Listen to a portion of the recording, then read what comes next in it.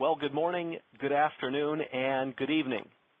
Today we continue our 2014 Best Practice webinar series with the topic, Leading DevOps Application Release and Deployment, Best Practices for Managers and Organization Leaders. Now, I'm your host, Joe Wachna, and I'd like you to welcome from IBM, Mr. Peter Spung. Peter has held various management and executive positions in IBM's software business since its inception. Most recently, he was responsible for Rational Strategy, which led to Urban Code and IBM joining forces. In this role, he consults with clients on continuous delivery and emerging DevOps best practices and the interplay among people, process, tools, and related organizational change leadership. Though a consummate wallflower, Peter is trying to be more social by tweeting and blogging about DevOps, Agile, and delivering business value and innovation through software. And you can follow Peter on Twitter at PASpung. That's A-T, or the symbol at, and then P-A-S-P-U-N-G. Now, I would also like to introduce Peter's special guest today, Ms. Debbie Edwards. Debbie Edwards is Vice President, IBM Rational DevOps Capabilities Development, responsible for the executive leadership of Rational's development business, covering key aspects of IBM's DevOps strategy and offerings, including application lifecycle management and reporting, quality and requirements management, systems development and architecture management, SaaS-based offerings, and integration and open software development. Debbie is additionally driving Rational's own internal continuous software delivery activities, as well as Rational's ongoing transparent development initiative through Jazz.net. Now, before we begin, just a few housekeeping items to take care of. All phone lines are in listen-only mode. There is one main chat panel. Please use that for general comments and Q&A as the webcast progresses. Peter will attempt to answer those questions at the end of the webcast. This webcast is being recorded, and a replay and a slide deck will be available in the coming days. Now, without further ado, here's Peter Spung with Leading DevOps Application Release and Deployment, Best Practices for Managers and Organization Leaders. Oh, thanks very much, Joe. And Debbie, thanks so much in advance for joining me. I'm really looking forward to the Q&A that we have set up with Debbie. Debbie's been a fantastic change agent, really embraced a lot of Agile and DevOps principles and practices, and driven her organization to high levels of performance using those practices. So I'll start out with some discussions of essentially setting some context. You know, why is this what we're talking about today? Why is it important? And more importantly, why is it important to IT organizational leaders? What are some of the key concepts that embody Agile and DevOps? And then how have our clients who have embraced DevOps, some of the early adopters, especially DevOps automation in the deployment space, but also the test space and others, how have they done what they've done? What are some of the key insights that we can gain from what they've done? Then we'll turn it over and I'll have a little Q&A with Debbie. Debbie's walking the talk every day in a large organization. She's leading for Rational, and we'll talk about that and talk about how she's embraced some of these concepts and principles as well. So next couple of slides are probably obvious, but I wanted to set a little context. It has to do with the speed of change. You know, I'm a 30-year IT guy in IBM, and the only thing that I can say has been constant throughout my career is change, technology change. And my observation is that it seems to be accelerating. You know, it's a little hard to remember what it was like, let's say, in the late 80s or earlier 90s as we moved from mainframes to minis to client server, then embraced the web in the mid-90s. But it seems to me that it's happening at a quicker pace. And there's some people asserting point of view, like you can see on this slide here, about the fact that you really can't wait for this. As the old adage goes, if someone's going to eat your lunch, it might as well be you. So you can't sit by the sidelines and wait for some other, let's say you're in the banking industry, that's the point of view in the upper right. You can't sit around and wait for some other bank to prove out an ROI on something. Otherwise, you'll be, 2 to 3 years behind. The Deloitte University Press folks and Deloitte have put out a point of view about how the combinations of technology and innovation and business model change are sort of, they're exponential in nature, and they're combining, those exponential forces are combining in new and interesting ways that are ratcheting up the pace. Our own IBV, IBM has an Institute for Business Value. On the next slide, you'll see that our own IBV points out that CEOs, who we regularly survey, and we survey CIOs and CMOs, I encourage you to read all of those studies, they've put technology factors as number one on their agenda, and it's been number one for a couple years running now. So they see technology and its importance and its rate of change. And then, of course, one of my favorite business leaders and thinkers, Peter Drucker, has said, yes, technology change is constant. The other constant, of course, is the focus on the bottom line. You know, economic performance is the role and purpose of management. The economic performance of your unit is why managers exist. There are a lot of other great non-economic factors that managers are responsible for, like the skills of their team, the satisfaction of their customers, you know, the satisfaction of their employees. But ultimately, if we don't deliver bottom-line economic performance, we've failed as management. And I believe that very strongly. And so, you know, what we have to do is we have to innovate at speed, and we have to do it in a cost-effective way. And the next slide points out the fact that more and more the delivery of software is critical to that innovation. You can see some facts from our own IBV study called the Software Edge. There's links to the Software Edge study at the end of this talk and the end of the slides. You can see that 86% of companies believe software delivery is important or critical, yet only 25% think they leverage it effectively today. And then when you look at, you know, sort of average performers versus above average or extraordinary performers versus low performers, those that deliver software faster and use techniques like Agile and DevOps to deliver software faster, they outperform their peers. Mark Andreessen has put out this very provocative op-ed about software is eating the world. I encourage you to read some of his points of view. As you know, Mark's, you know, essentially wrote the first popular web browser in Mosaic, then Netscape Communications. He founded Opsware, which he sold to HP. When the World Wide Web Hall of Fame was put together in 1994, he was among the first inductees, among the first 4 or 5. He now has a VC firm called Andreessen Horowitz. He's on the board of Facebook, eBay, HP. You know, Andreessen Horowitz took positions in Facebook, Foursquare, Skype, Twitter, and even closer to home, GitHub. And you can just watch what's going on out there. He often points out the fact, like, you know, how disruptive Airbnb is, for example. I don't know if you've read anything. I'd encourage you about Airbnb, Air Bed and Breakfast, and what's that doing to the traditional business model of hotels. How up in arms local taxi and limo commissions are about Uber and Lyft. All these things are very disruptive, and they're, you know, largely driven by software. And so it's just important for us to understand how do we deliver software better, faster, more cost effectively, and with high quality. So we have a point of view on that. You know, essentially what we're saying is, look, DevOps is this sort of overarching approach for the way you deliver software.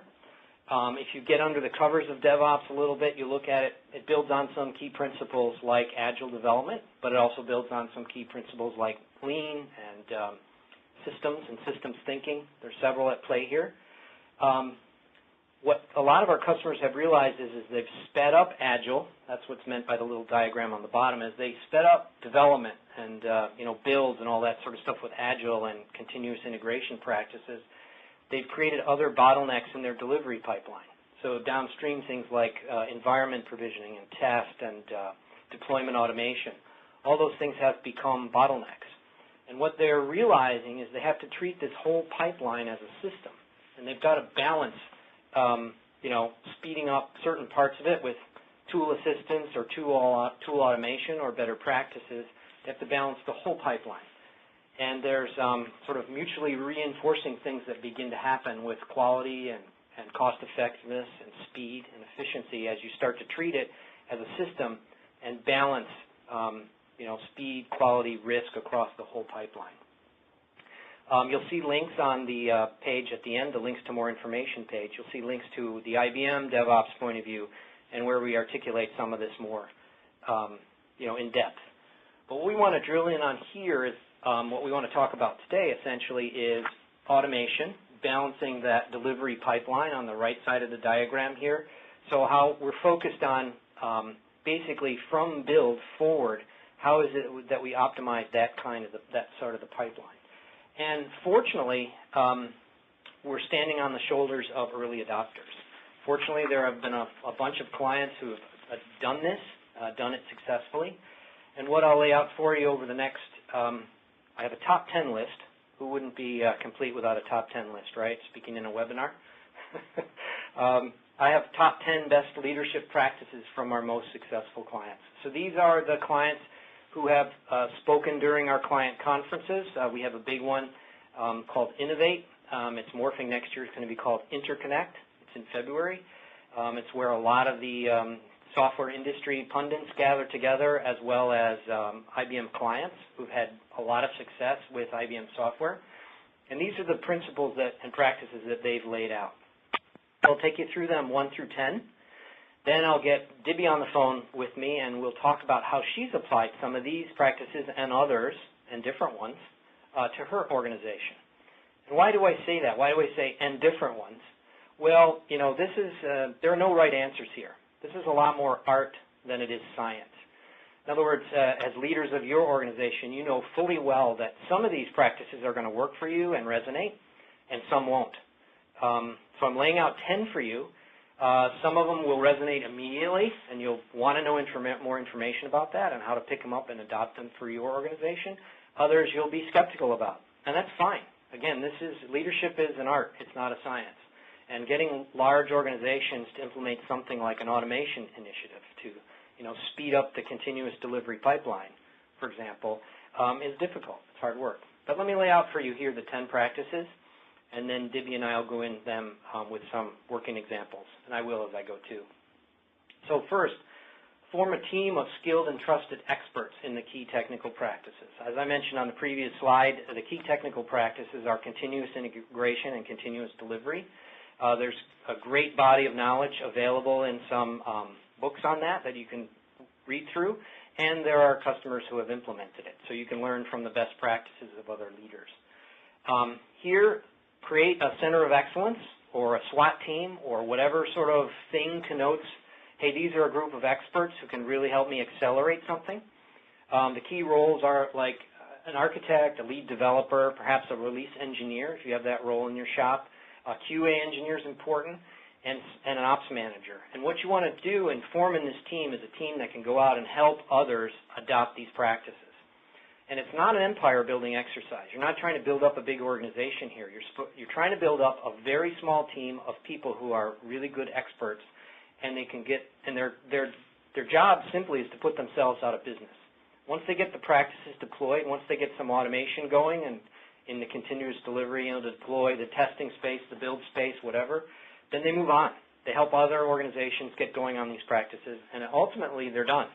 And if they're really highly skilled, they'll go on to the next initiative. The next point is establish a change agenda and a guiding coalition of organization leaders as your stakeholders.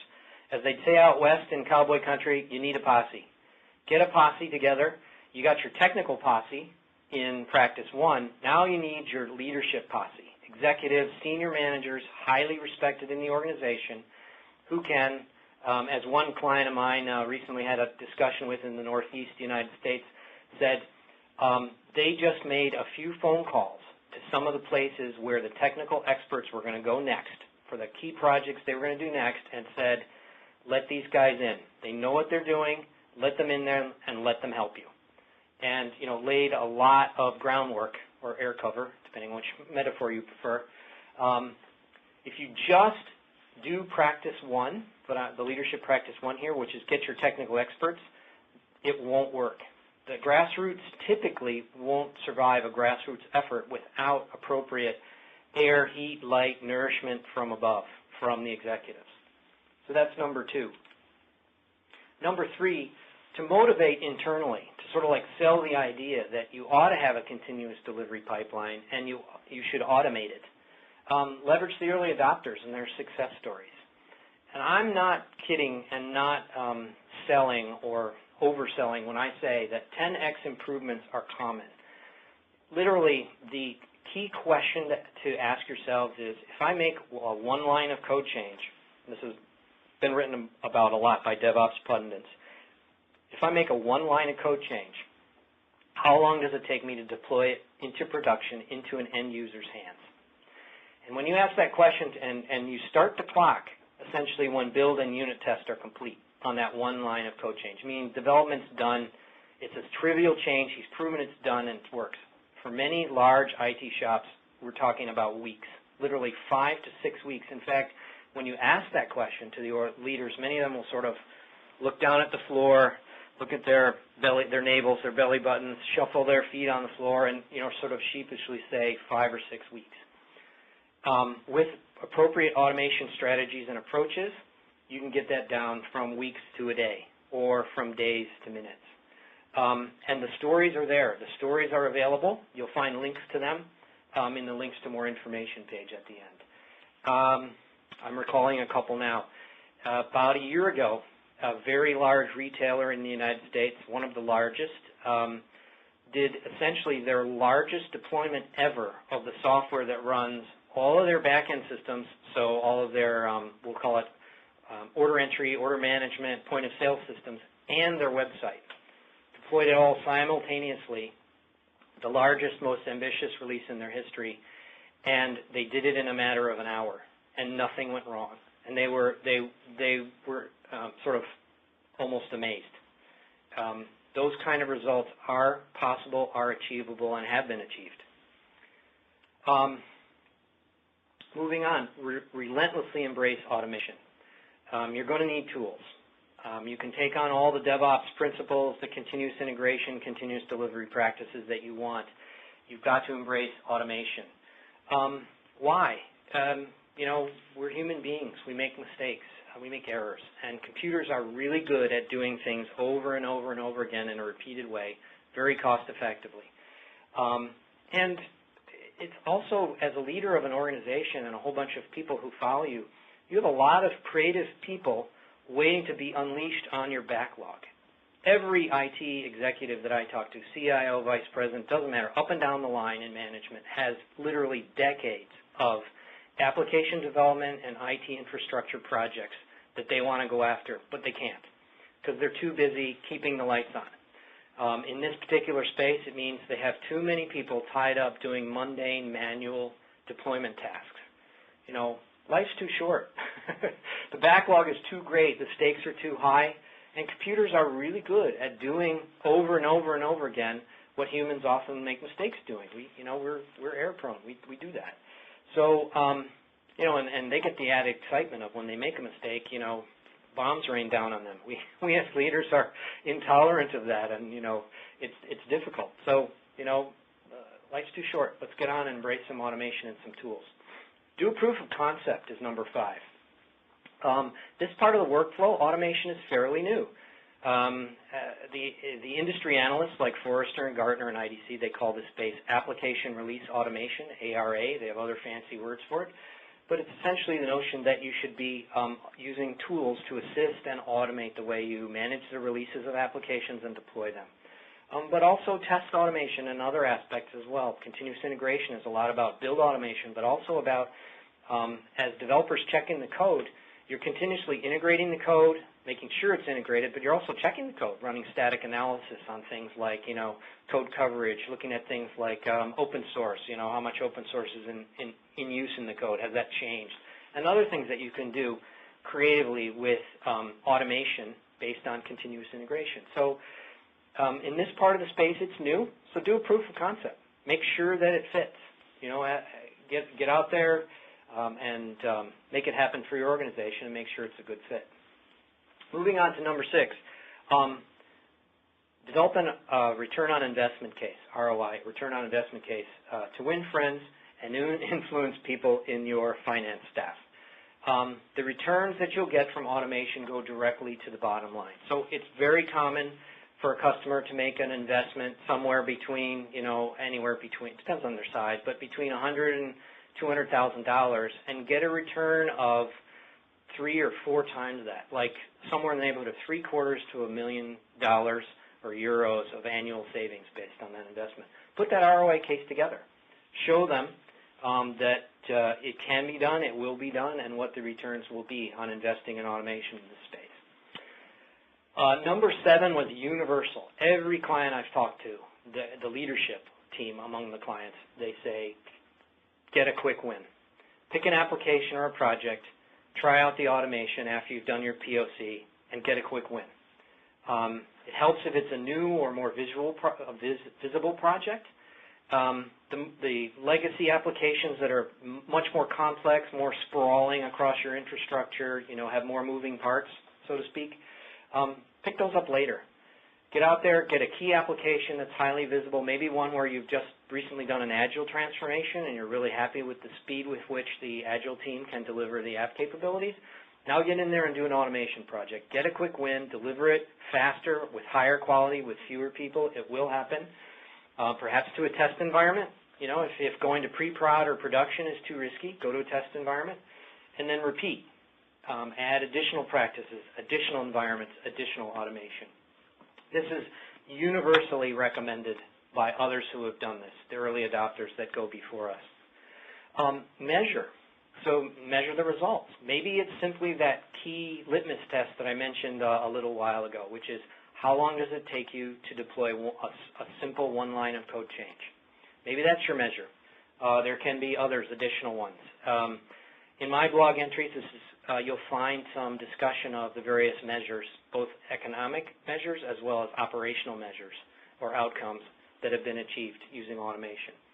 And it's important. It's a common mindset among senior executives. They have the mindset, the stakeholders, the posse that you get together. You get your technical posse together.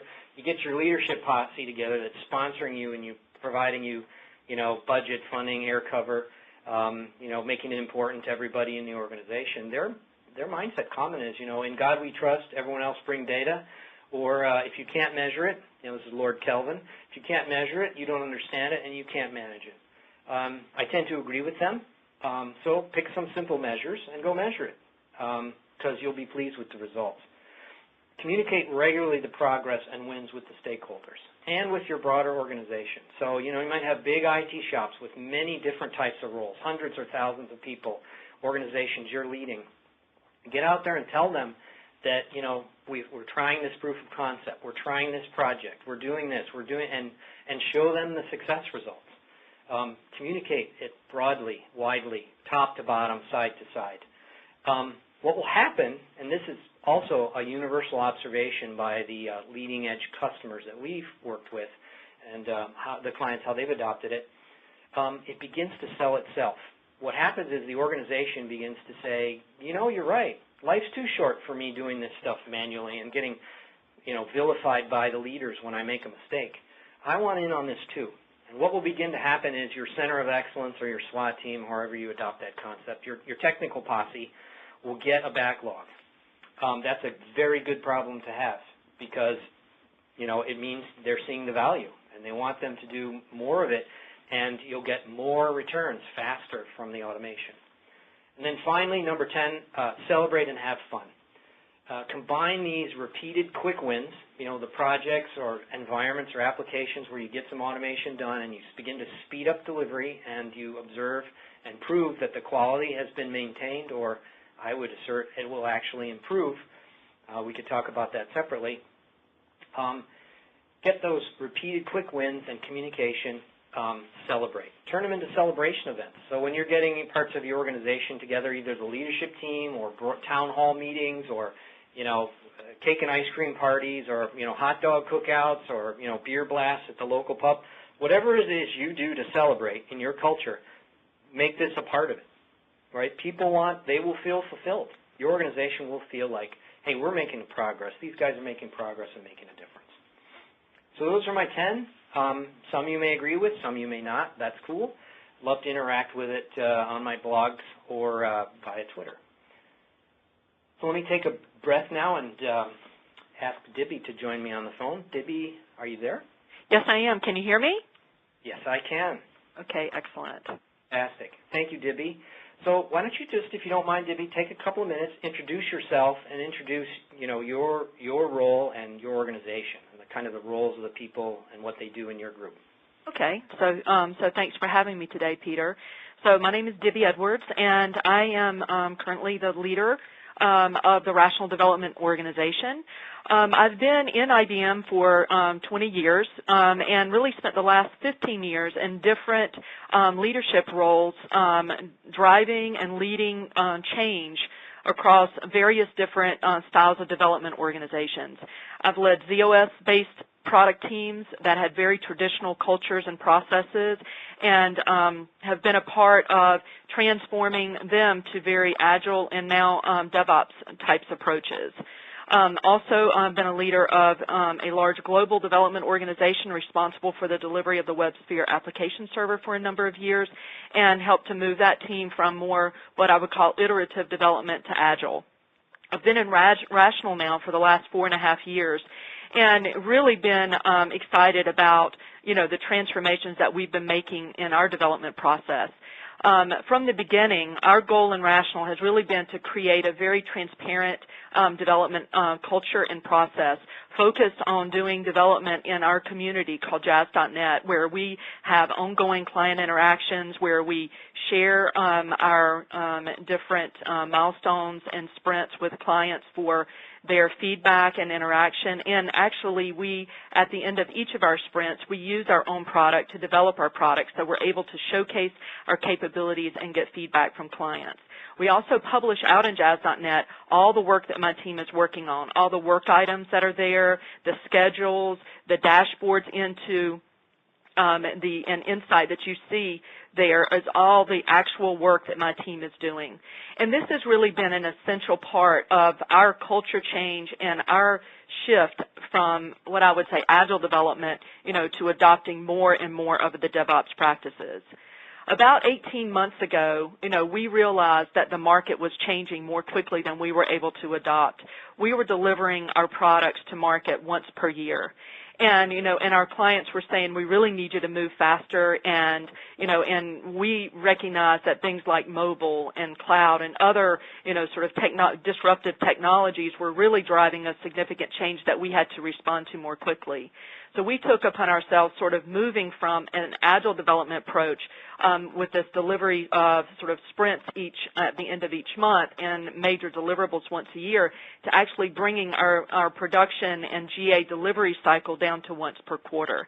And so that's been a significant undertaking to us, and we've had to go through and do a complete sort of revamp of how we do development, increase significantly our focus on automation practices, and and really significantly drive both process, tool, and cultural changes within the team. So we've certainly learned a lot, and I think quite a lot of the top 10 lists that Peter talked about have been topics which have been implemented and proved very true within our organization. So in my team, I have both development, I have architects, I have test, I have operations teams, which manage and deploy our production environment that we use at Jazz.net, as well as our SaaS offering that we are now delivering to the market. So I have an opportunity to sort of see the end-to-end story, and it's really exciting to see all of these new practices bring the entire team together. As I reflect on what some of our key changes were that allowed us to move from a yearly deliverable to a quarterly deliverable, I would say that, development and test, we had done a lot to sort of break down those silos, but it's really been bringing in the front end of the process in the interlock that we have with our business stakeholders, and really getting on point and in sync about what our priorities were, and then sort of that focus on the automating of both our testing as well as our production environment, which have really enabled us to speed up so significantly.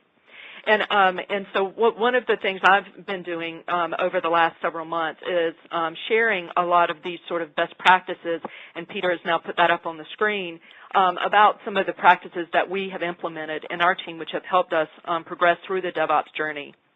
And I've written 3 blogs now, one to sort of introduce the concept. I've focused in on the first one, which talks about that interlock between business and business stakeholders, clients, and development.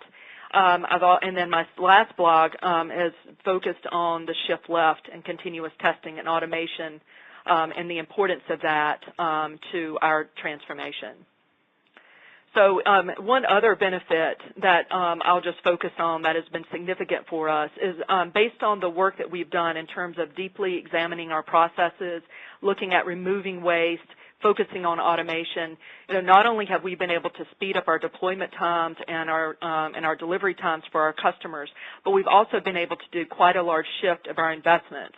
We traditionally, back when we started this journey, we were investing, less than 50% of our resources on innovation.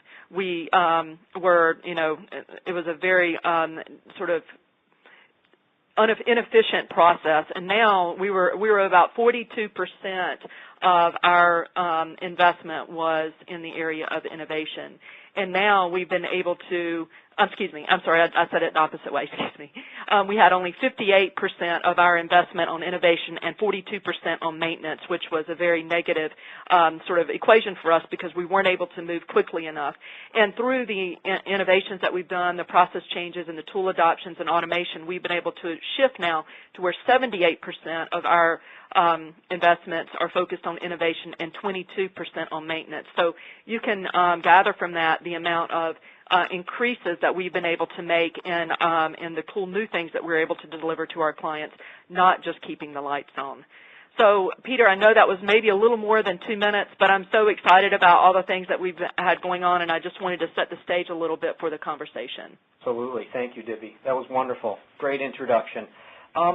Maybe we could start off the interview with picking up right where you were when you were talking about those key measures. You were looking at, it sounds like, the ratio of expense associated with, we'll call it maintenance and new innovation. Maybe you could just talk a little about that and or other measures that you've used to help sort of guide you on your journey. Okay. So there's tons of different measures. So I'll start with the focus on maintenance. So what we do is we have a allocation of resources that we are spending on supporting customers after we ship the product. So how much time we're spending on, I'll call it sort of cleaning up after, the mistakes that we're making in terms of shipping problems. So it's a measure of quality of what we're delivering, which, high maintenance costs tend to influence the fact that you're not maybe doing as good a quality job in delivering the capability. And then it also influences how much time you're having to kind of keep up with technical debt that you've accumulated, doing things like manual testing and manual deployments and things such as that. So we track and keep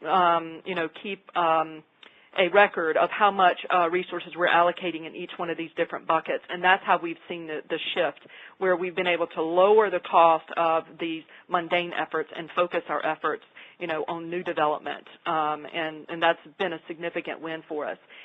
There's all kinds of other things that we measure within our process in terms of the efficiency, and I can actually make those available as a part of the slide deck when we follow up. So one of the things that we focused on, as one of our key measurements up front is how long it really took us to get from identifying a market opportunity, out there to the time that we were able to get it into the hands of our development teams.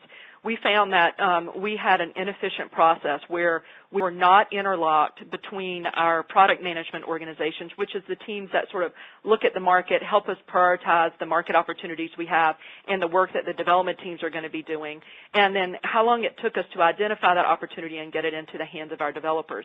And a lot of this was because we weren't interlocked. We didn't have a good, open, transparent communication process around what we wanted to invest in and what the most important things were for us to be able to to achieve that. And so we have put a lot of effort into a very transparent and open process, creating this groom backlog. And now with our, our focus on, agile techniques and being done at each one of our sprints, we're now able to have much more flexibility in terms of how we make decisions. So we can change direction of the development team at the end of each one of these sprints if something else that's higher priority comes into our backlog. So it's a very powerful process to be totally interlocked with your product management organization and stakeholders around, what your priorities are and what you needed to do. Then we have a whole series of measurements that focus on all what I would call sort of those friction points that we found as we went through and did an analysis of our process in terms of how long it takes us to do things that are preventing us from being able to move more quickly. Things like how long it takes us to complete a build. We went from a 36-hour process down to, less than 5 hours, and we're still focusing on that. Build verification test availability, meaning how long does it take us to validate that a build is actually ready to progress through the delivery pipeline. Iteration test time, how long is it taking us to actually test and validate the new capabilities that are going into our each one of our sprints. And this has really been a key, essential area for us that automation has made a huge, huge difference. We went from 5 days in terms of how long it took us to do our iteration testing down to less than 14 hours. And we took out a whole tremendous amount of manual steps in there, which allowed us to not only, test much more quickly, but actually test more features and functions. And then finally, we focus on what we call our deployment time, which is the time that it takes us from we know that, a build, a piece of capability has been delivered into the build until we can get that into our production-like environment.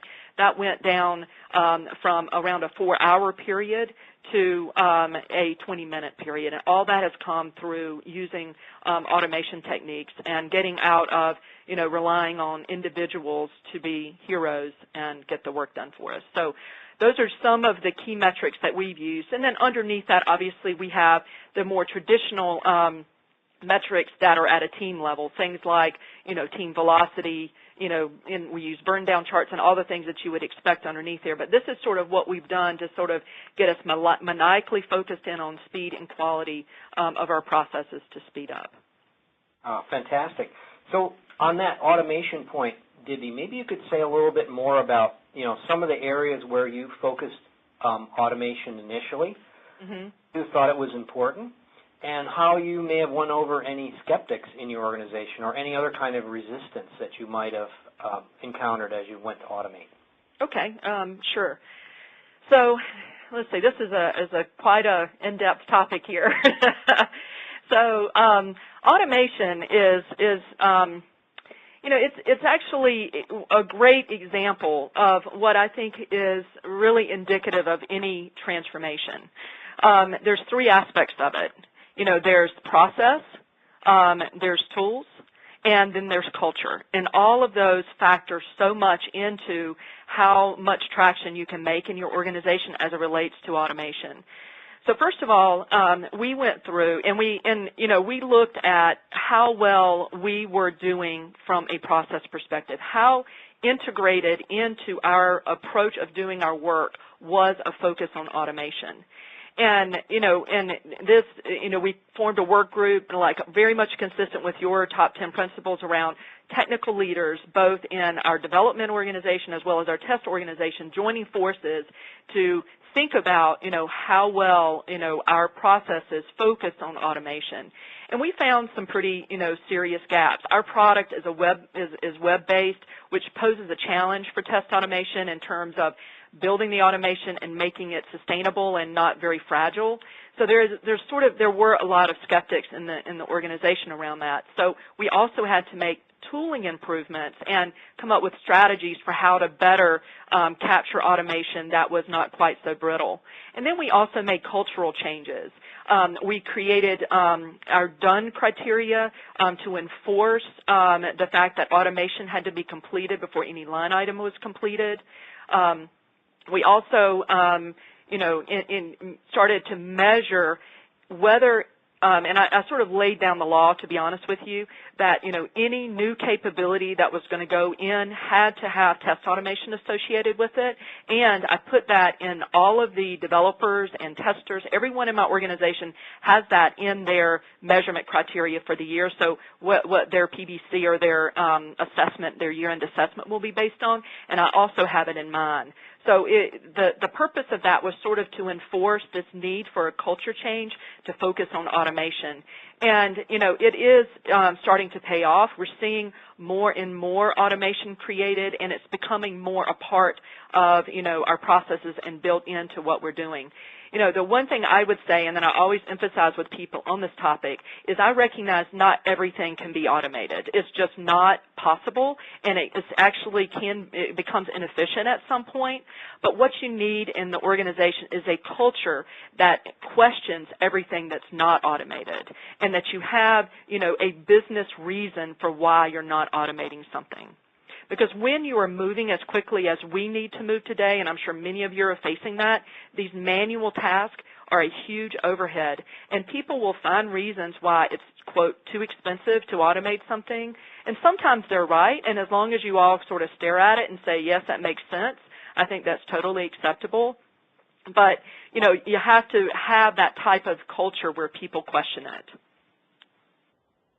And how, let's stay with that thought, Debbie, that's great. How is it that you as an organizational leader sort of set the right, I'll call it tone there, right? I mean, on the one hand, like you said, I'll be honest, I came down kind of, hard on this and heavy-handed in terms of measuring people's individual performance related to automation. Mm-hmm. Also want to be able to step back and be able to look at these things kind of with your leadership team, with your team, and look at them and assess them on a case-by-case basis as needed. How do you set that environment up in your leadership team?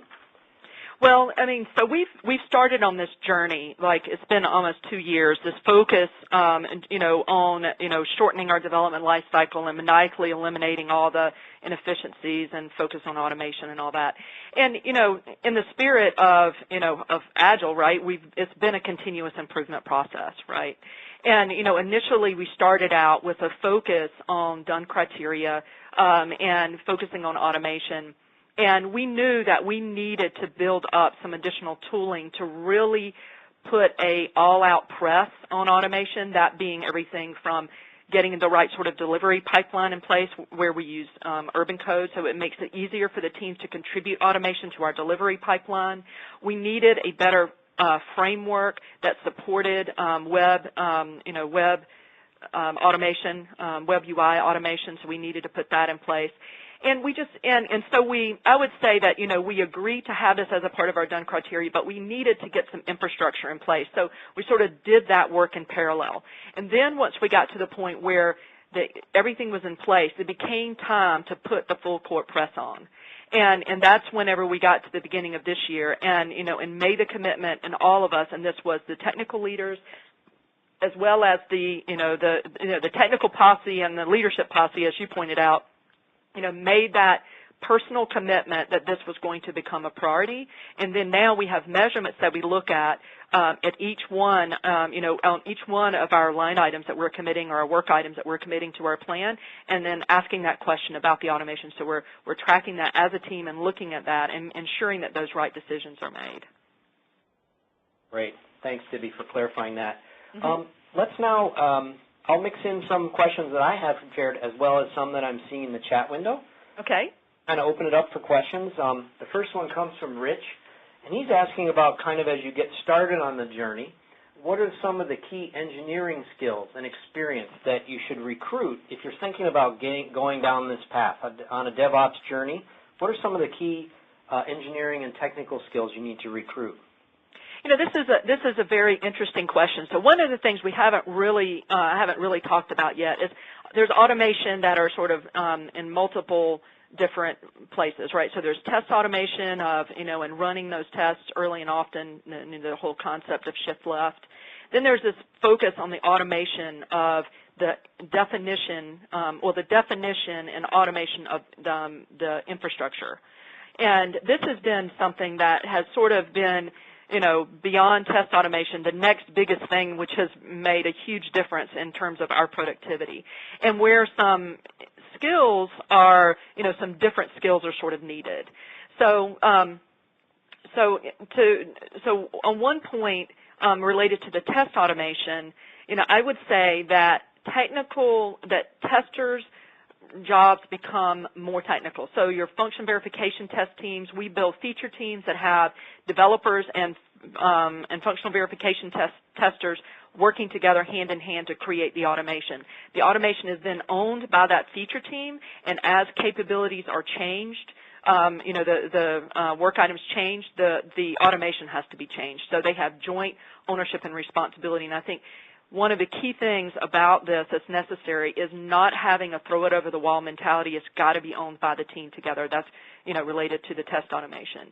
So then on the infrastructure definitions and, in moving towards a model of where you treat that infrastructure definition as code, that brings in some very, very interesting challenges, because what I found with my team is I have some of our ops team, which was very manual oriented, for lack of a better way to put it, right? They did everything that they did because they knew how to do it, and we would rely on them 100% of the time. And if they weren't around, we were in deep trouble, right? And because a lot of their procedures were not written down, and, or if they were, they were in a book somewhere, and somebody'd have to get it out and read it, which was very inefficient.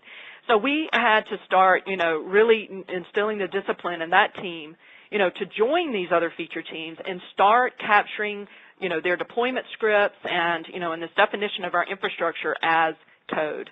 And, it's funny, I was talking to some of the guys that were doing that on our ops team, and they're like, wow, Dibby, I have so much more appreciation for the fact that, of what developers go through.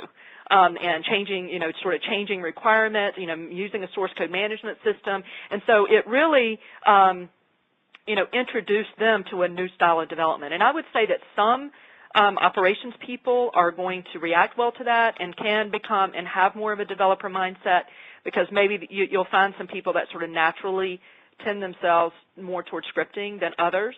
And so I think that's a key sort of skill that you, would want to look for is someone that, has sort of proven that they are more, so let's say, scripting-oriented from an operations perspective. And then there are also, what I've seen with some developers, is that they are really interested in sort of the infrastructure definition piece, and they want to get more involved in it. So I've sort of seen both scenarios work, where developers are interested in getting more involved in the operational aspects, and then, the opposite has been the case as well. So hopefully that helps. I think, from a testing perspective, I see the skills tending more towards, very technical testers that know how to build some of these test cases and work very closely alongside developers. And then I think there's this interesting dynamic with operations and development and needing more, I'll say, development-minded operations people or more operations-minded development people. Those are great points. Maybe you could just elaborate a little bit on those mindsets, the developer-minded operations person or the operations-minded development person. Maybe you could just say a little bit more about those mindsets, maybe some attributes of the kind of people that, can develop those mindsets, along the lines of how do you build your technical posse, and then maybe even comment, if you would, on the management of those folks. Who's good at managing, sort of those mindsets and adoption of those mindsets. I think it's sort of difficult to say exactly. I think what you have to do is you have to look and learn and watch your team and see, how the changes are being adopted. I know that we have, that's exactly what we've done, right? There's been people that have emerged as leaders, And the key thing is to look for that, right? We sort of started off, as I said, this journey with a team of, a technical posse, basically. And there were people from our technical leaders at a pretty high level, our distinguished engineers as well as our senior technical staff members in the development organizations. We had this one guy on our operations team that just was awesome. And so he became an example that we set up for other people, and he was the one that was walking the talk. We had a really strong guy from our test organization that participated, and, they sort of led the way and set a really strong example for it. And, and then as you point out, we celebrated, we recognized them, and, as key examples that we wanted other people to emulate. And I think then what you do is you just have to, another aspect here is that, is constant retrospectives on how things are going, and you have to pay attention to the cultural aspects of this. Where are things being blocked? Where are they being encouraged? And then you have to go through and just look at the individual leaders and and managers and technical people in your organization to see if they're getting on board, and spend time and focus on helping them get on board. I think the skills are really pretty much as I described. Pretty technical skills and a willingness to do something different. And, I find sometimes that people that have been doing things manually, are intimidated by the fact of automation because they believe that maybe it takes away some, value that they might bring to the table.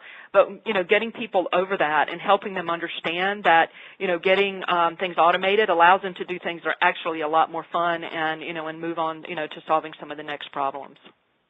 Yep, life's too short, right? That's right. I see Kyle's asking a question about applying the sprint of Agile to the continuous improvement of the entire pipeline. So how is it that, Agile has this notion of feedback loops from stakeholders. How is it that you incorporate the notion of feedback loops to improve the software delivery lifecycle itself?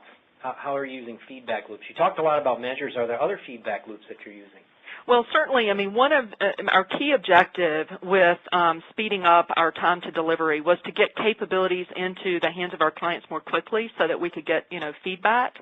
And with us sort of moving to a SaaS-based environment, we've actually been able to do a lot more of that type of delivery because we can make our capabilities available and we can actually instrument them to see how well, the customers are getting value from it, what areas are working well for them and what areas are not working well. So certainly, sort of the key idea here is that we want to get our capabilities in the hands of our customers so we can get that feedback and improve our products and capabilities as a result of that. So I don't know if that specifically answered the question, but if you'd like to talk about it further, you can feel free to reach out to me in email, which I'll make sure you have, and we can talk more specifically about that. Yeah. So I could imagine, Dibby, correct me if this is a wrong impression, I could imagine in your case, some of our clients have said they use those retrospectives that you talked about from end to end, and they use those retrospectives to try to understand where was this gap introduced. We put something out there, we got some feedback from the customers, the users, that it wasn't what we expected, or it took us too long to get it out there, right? Something was wrong in the overall end-to-end delivery pipeline. I imagine the retrospectives could help you shine some light on that? Oh, yeah. Retrospectives help you shine light on every single aspect of your process, right? Everything from, if we look at, problems that escaped into the field as one example. We look at, mistakes that we make because we're still not perfect. So there's lots and lots that we have to learn. And so you look at sort of every dimension of what went well and what did not go well, and then you develop action plans that then become a part of your, the work that you need to do in your next sprint to implement changes to improve that, whether it be gaps in automation that need to be improved or, additional, refinements to our automation approaches, whatever they might be. I mean, it's a very comprehensive look, not only at, our capabilities that we're building, but also at how we do our work and the tools and everything. I mean, one of the key reasons why I'm implementing this process is because I build and deliver tools that support clients doing this. And if I can do it well with my tools and, and they work well for this type of environment, then it will enable our clients to do a better job as well. Awesome. I think we have a time for maybe one or two more questions. So Halser, I hope I'm pronouncing your name properly. Halser asks, could you expand a little on the tools that are used for web UI automation? You know, testing web UIs, which you mentioned, Dibby, is difficult to automate. Maybe you could talk a little about your approach there.